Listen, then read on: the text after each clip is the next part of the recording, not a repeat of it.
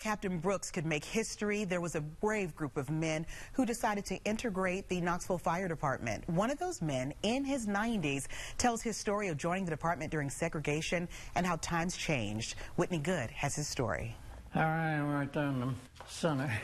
91-year-old Luther Bradley is looking back. And this one right here is a picture was taken in front of the fire station. On decades of service as a Knoxville firefighter. I was looking for some type of employment where I could take care of my family, of course. Hired in 1952, Bradley had a wife and small children.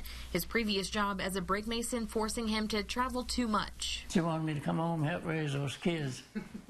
So I came home up on the weekend and read in the newspaper where they were going to be giving examination of firemen. He took the test and passed. Here he is with the 10 others who became the first black firemen in Knoxville, making up the number 4 fire hall. We went to work on August the 6th, 1952. It was a step in the right direction, though at the time, their engine company was still segregated from the rest. We were a separate identity to the rest of the fire department. About the only time we come in contact with the other firemen is at the scene of a fire. It took until 1965 before the whole department was integrated, and over those years, Bradley shared his voice to spur change. I remember one march I was involved in, and we passed in front of headquarters, fire department headquarters, and the white firemen went out there and they saw me in the march, and they made a big